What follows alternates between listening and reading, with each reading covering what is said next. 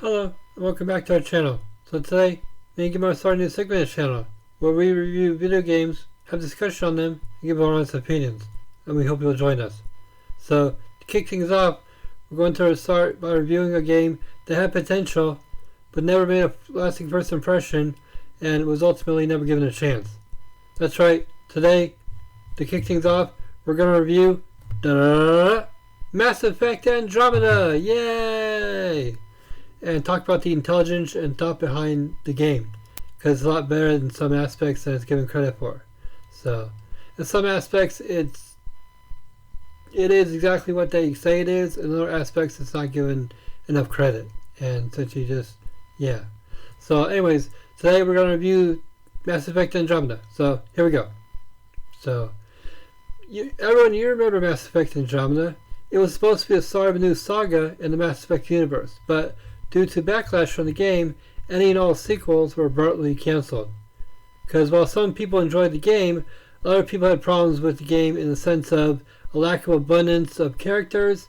It was trying to be open world, but there was nothing to explore as the levels seemed dull and empty. The pace of the game was just too slow, not many choices to choose from for an RPG game, and too many glitches and bugs when it first launched. But despite all its shortcomings, Mass Effect Andromeda was actually a pretty intelligent game when it came to certain concepts and aspects of its story. For example, in the game, you launch from Earth to the Andromeda Galaxy to colonize a planet deemed habitable by astronomers on Earth. But when you arrive, you discover that there was a cataclysm, and now the planet is almost a wasteland. And this is an actual challenge and risk you actually do take while traveling to faraway planets, especially a planet that's several light years away, which may seem habitable from your planet, but by the time you build a spaceship, recruit the crew, board the ship, and travel to some odd light years to the faraway planet, it's been a few decades or centuries or even millennias, and that once habitable planet may not be habitable anymore, due to unforeseen events such as a cataclysm on the planet like in Mass Effect Andromeda. So the aspect of the planet may seem habitable when you find it from your planet, which may be light years away, but by the time you travel light years to get to the planet, it may not be habitable anymore due to whatever reason that's not habitable. But that aspect of space exploration, Mass Effect Andromeda got right. And another aspect of interstellar travel that Mass Effect Andromeda got right was in the game you meet the main antagonist, a new alien species, and try to make first contact. But due to a language barrier, neither human nor any of the aliens can understand each other, so making first contact in the name of peace becomes a difficult task. And in the end, no matter what choice you make in the game, the alien race always perceives you and your race as a threat and reacts accordingly. And this is another real-life challenge you actually face during interstellar travel. The problem of neither you nor the alien race or races you have first encountered with have anything in common as far as language or any means to communicate. So while one race may come in peace, if there is no common language or communication elements, there is no way to relay that message. And the message that you come in peace. And the alien race can perceive you and your presence and any hand, body motions, gestures you make as a threat or a declaration of war, and therefore act accordingly.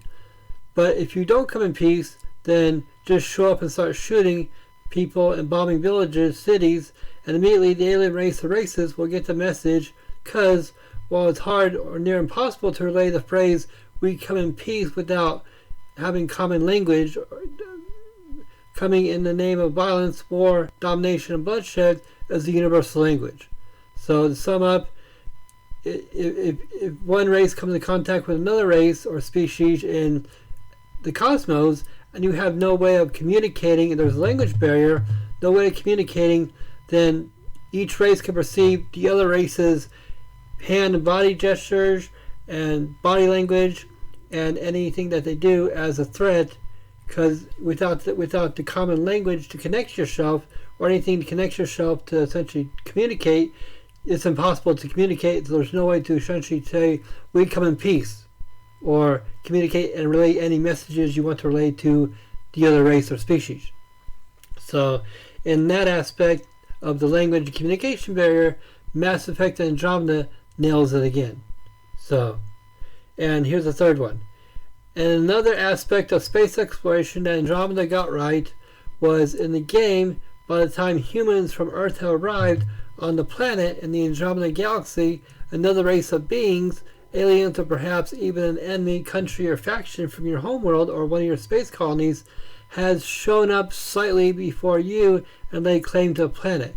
And this is another real-life challenge you actually face during interstellar travel and exploration, in the sense that as long as there are other life forms in the galaxy or universe, you're not the only species that has laid their eyes upon a particular planet, and you just have to try your luck that you're the first species to arrive there and to lay claim to a particular planet. Also, that a more powerful and advanced species doesn't come in contact with you and steal the planet away from you. So, the challenger can even be an enemy country or faction from your homeworld or one of your colonized worlds that seeks to lay claim to the planet first. So either by arriving there first or challenging you for the planet after you've arrived. So, pertaining to the concept of more than one species challenger laying claim to a particular planet that you have to fight off, well, Mass Effect Andromeda nails it again. So, yeah. And those are just three of the major reasons why I believe Mass Effect Andromeda was intelligent in its story. So, in the end, Mass Effect Andromeda was a change of pace for the Mass Effect games, in the sense that it was a slower pace, put more emphasis on exploration and gathering knowledge of the new world than being the galaxy's hero and savior. And despite there not being many good choices to choose from in each scenario for an RPG, and a few other reasons it wasn't perceived to be as good as the Commander Shepard original Mass Effect trilogy, it was still a decent game that had a lot to offer, not only for the player in the sense of new ideas and concepts, but an expansion of the Mass Effect universe. And if Mass Effect Andromeda had been received better and given a chance, who knows where we would have been taken in and what new secrets and revelations the Mass Effect universe would have revealed to us. That now will simply remain questions in the back of our minds for years to come.